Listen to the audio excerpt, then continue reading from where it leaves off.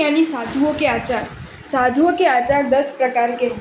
पहला अचेलक, दूसरा औदोषिक, तीसरा शय्यातर, चौथा राजपीठ, पांचवा कृतिकर, छठा महाव्रत, सातवां ज्येष्ठ कल्प, आठवां प्रतिक्रमण, नौवां मास कल्प और 10वां पर्युषणा कल्प।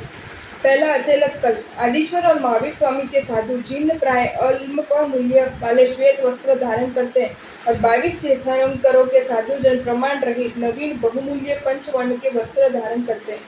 दूसरा औदेशिक कल्प। किसी भी मुनि के निमित्त बनाया हुआ आहार आदि प्रथम व अंतिम तीर्थंकर के सर्व साधुओं को नहीं कल्पता और 22 तीर्थंकरों के शासन में जिस साधु के निमित्त आहार आदि बनाया हो उसको नहीं कल्पे, पर बाकी सब साधुजन ले सकते हैं।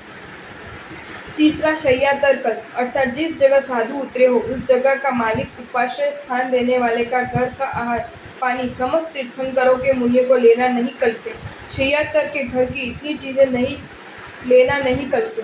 पहला आहार, दूसरा पानी, तीसरा फल मेवा खादी मादी, चौथा मुखवास, पांचवा वस्त्र, छठा पात्र, सातवां कंबल, आठवां रजोहर, नौवें सुई दोरा, 10वां चाकू कैंची, 11वें दांत व कान साफ करने के साधन, 12वें नाखून काटने के साधन। ये 12 प्रकार का पिंड सर्व तीर्थंकरों के सभी साधुओं को नहीं कल्पता। पहला घास, दूसरा पत्थर की चीज खरल आदि, तीसरा राख, चौथा पीठ पाटिया, पांचवा मकान, छठा पाट पाटला, सातवां रंग रोगान आदि वस्तु ले सकते हैं। चौथा राजपिंड कल्प। सेनापति, पुरोहित, राज्य अभिषेक युक्त राजा, श्रेष्ठी आदि उसका आहार पानी पहले और अंतिम शासन के मुनियों को नहीं कल्पता है, 22 तीर्थंकर के मुनियों को कल्पता है। पांचवा कृतिक कर्म कल्प, अर्थात वंदन, छोटा साधु बड़े साधु के चरणों में वंदन करे, ये व्यवहार समग्र तीर्थंकरों के मुनियों में समान है। छठा महाव्रत कल्प। पहले और अंतिम तीर्थंकरों के साधु के 5 महाव्रत होते हैं और 22 तीर्थंकरों के शासन में साधु के 4 महाव्रत हैं, क्योंकि वे स्त्री को परिक्रम ही गिन लेते हैं।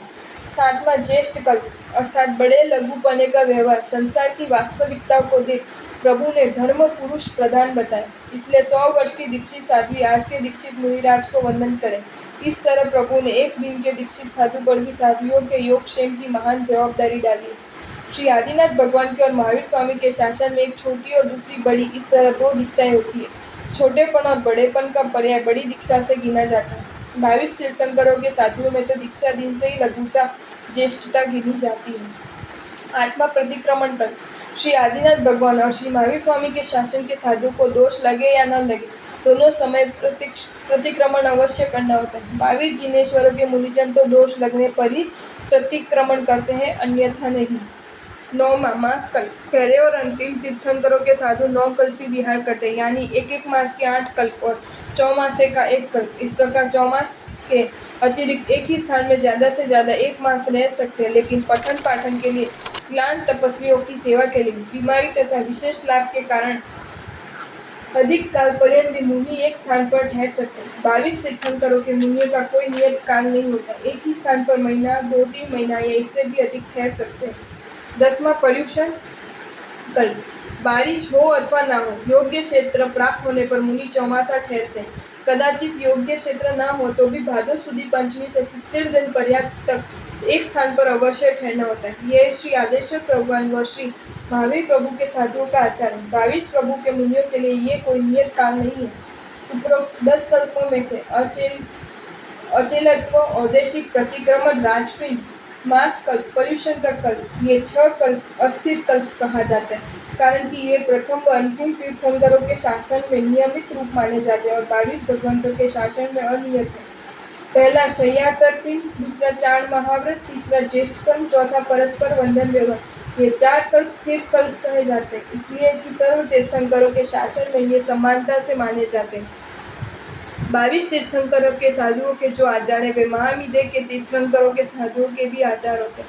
पहले व अंतिम तीर्थंकरों के साधुओं में एवं शेष 22 तीर्थंकरों के साधुओं में यह आचार भेद होने से सिर्फ जीव विशेषी कारणभूत है। प्रथम तीर्थंकर के साधु रुजु, जड़, सरल और बेसमझ होते थे। उनको जितना कहा जाता उतना ही समझते थे, परंतु विशेष नहीं समझ सकते। श्री महावीर स्वामी के तीर्थ के जीव वक्र और जड़ है, उद्धत और मूर्ख होते हैं। वे समझाने से समझ लेने पर भी झूठ गलती स्वीकार नहीं करते, कुर्तुक करके अपना बचाव करते हैं। और बीच के 22 तीर्थंकरों के साधु रुजु प्राज्ञ, सरल और समझदार होते हैं, अर्थात संकेत मात्र से वे संपूर्ण बात समझ लेते हैं।